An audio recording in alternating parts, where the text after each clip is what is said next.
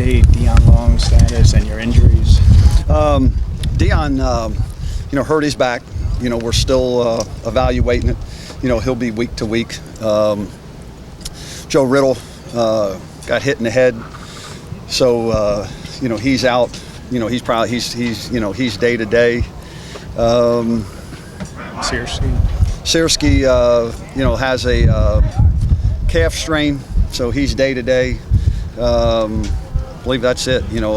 Other guys are working back into things. But those are the three that we have right now. Coach, how do you like what you see so far in the first week of practice? I thought we've got some good things done. I mean, today the offense kind of got the better of the defense a little bit in some situations. You can tell it's still early in camp. With all the installation going in on both sides of the ball.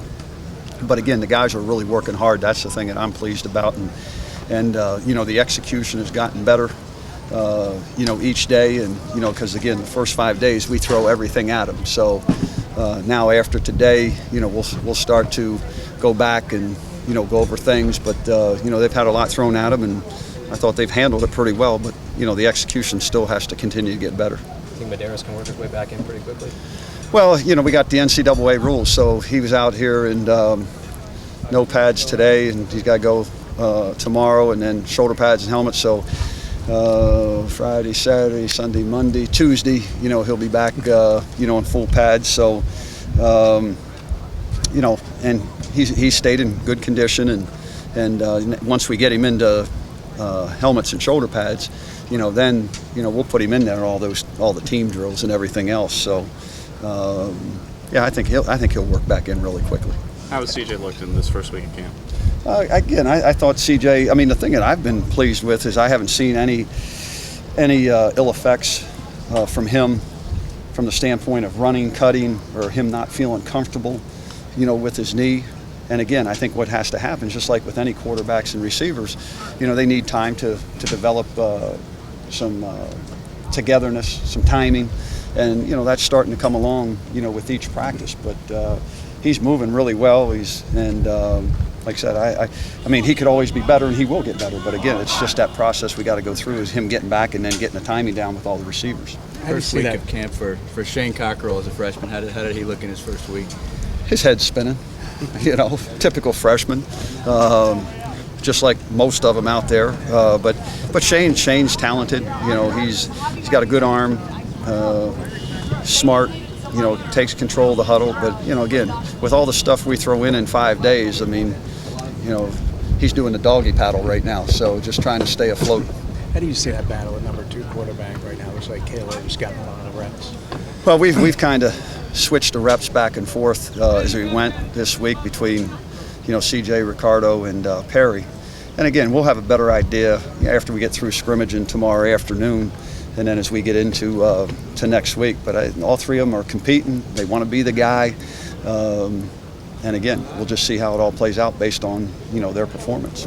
Media day, you were talking about Quentin Jefferson and how developing maturity was a big focal point for him this offseason. In what way does that kind of come out now, and how is that different from what it used to be for him?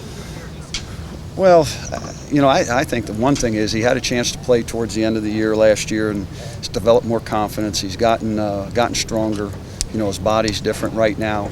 But I think, he gets it. He understands, what you have to do in order to be successful at this level. Not just it's how hard you work on the field. It's how hard you work in the weight room. It's doing all the little things right.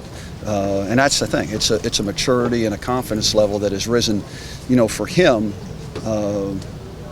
which is good to see. And he's in better condition this year than what he was a year ago. So I've been pleased. I've been pleased with his progress. But he's still got a lot of work to do to get to the level that his God-given ability will allow him to.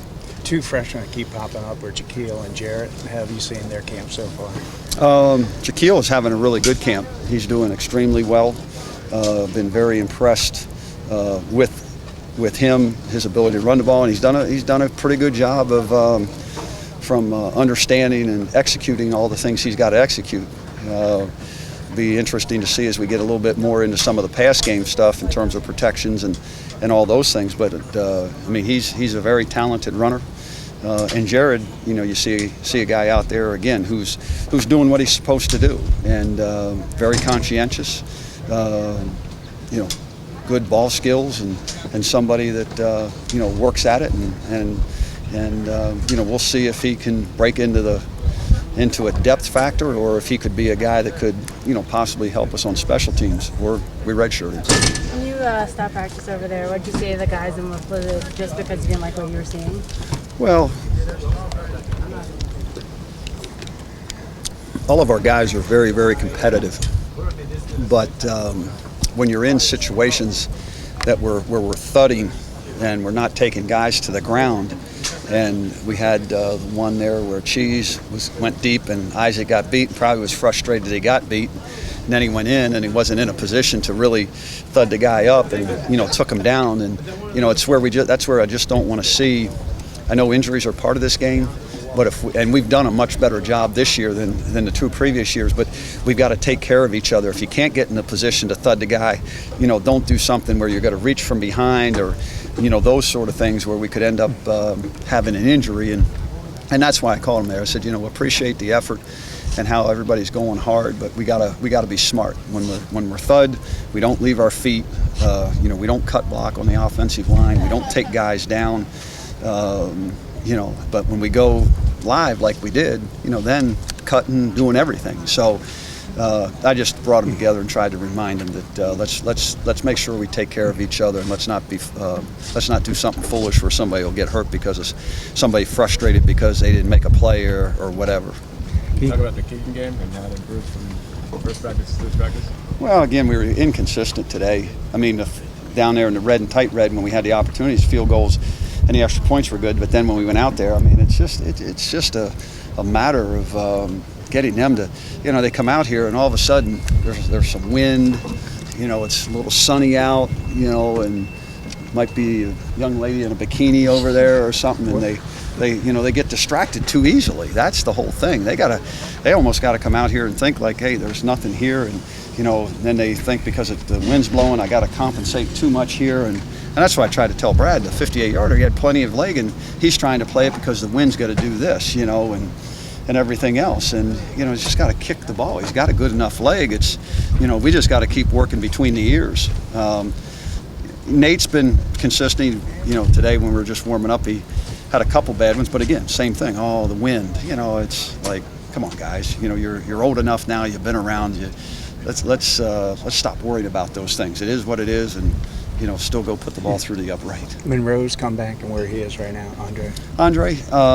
Andre's competing in there with Roman and Zeke, to see if who's and for playing time there.